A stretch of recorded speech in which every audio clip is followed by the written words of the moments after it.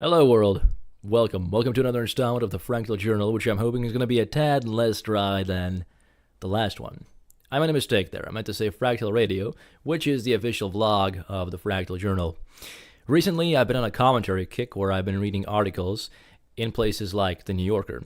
Current article comes from that publication. It's by a man called Dana Goodyear, and it's called Shock to the System. Its subject matter is the company Taser, its famous line of products, and how that company and its products are evolving and have, in fact, evolved into a new company called Axon. Axon referring to the axon and the dendrite of the nervous system, because they want to become the public safety nervous system. And this makes me a tad nervous. It gets a little bit Orwellian when you're reading about some of the proposed technology. Now, before we get into any of that, as per my last video, in that video description, I'd said that I'd tie Fred Reed's column to this article with a bit of a tighter knot. So, I'm going to do just that. Who is Fred Reed, first of all? Well, Fred Reed is an internet columnist. He's been writing for quite a while. He's a Vietnam War veteran, and he was also a police reporter who rode on beats with the police and thus has the relevant experience. So, one of the things that was said in this article by the co-founder and CEO of Taser was solutions that create problems in need of solutions that he, Rick Smith, told me is a definition of business. And so what problems are we looking at? Well, excessive force, deadly force. And here is what I feel is important to say, even if it didn't have something to do with this article. What Fred Reed brought to my attention, which is this. Police officers are under a lot of stress, a lot more stress than you probably imagine. Inadequate training is a problem. Understaffing is a problem. And not enough experience is a problem. One of the problems is retention of police officers, especially these days in the current political climate. Now, here's how that all plays out when you're chasing a guy through a dark alley or someone is getting belligerent or threatening towards you. You don't have the proper tools. You don't have an adequate skill set to deal with that problem. And so, that's food for thought. That's food for thought. Next time you see a story about police brutality, try to understand what it is that the police officer is facing, whatever your political leaning,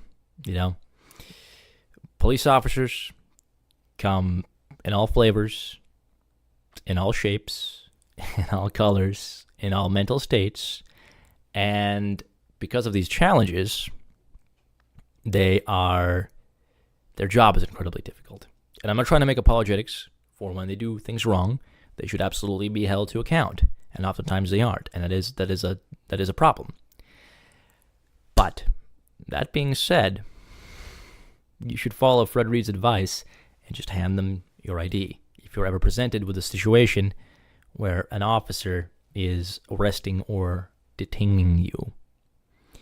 Now, one way to avoid the whole problem of that excessive force is obviously tasers, except that tasers can become excessive force. Again, solutions in need of solutions, which is why that company evolved the way it did, from being just Taser to being Taser with a counter that counted clicks, to being Taser that provides cameras, to being Taser that provides the databases and the analytics systems for the data collected by those cameras. Well,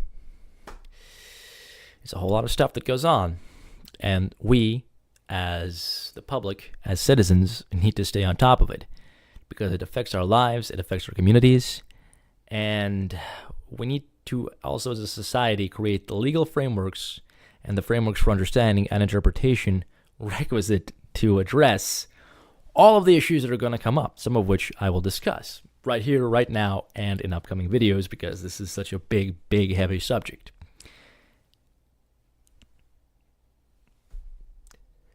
you can catch fire. That's one of the causes of death from a taser. You can fall down and get a traumatic brain injury.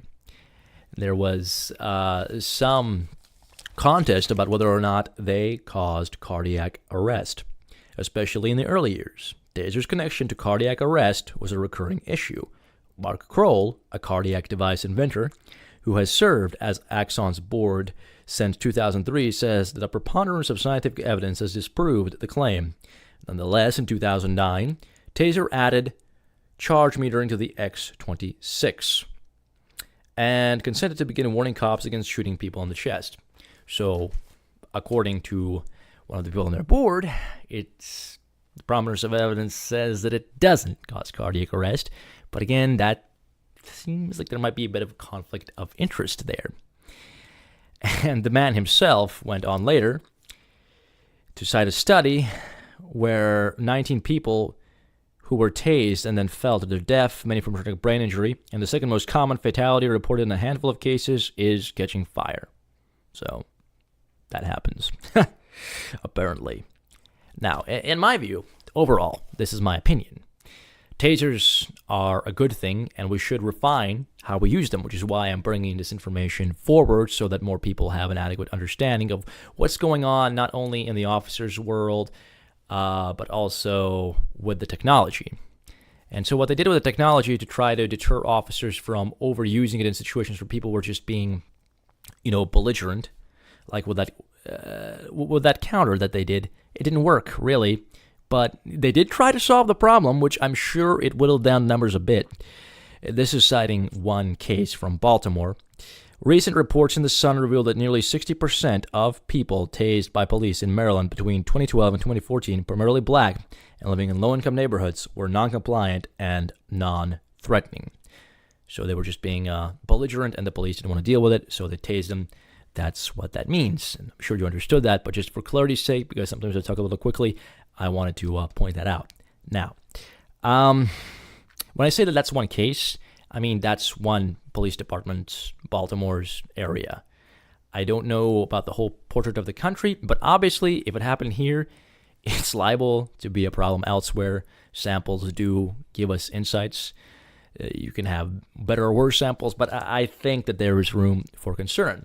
Now, what concerns me is that the expansion of this into kind of this Orwellian SKYNET territory presents this whole range of problems, not only of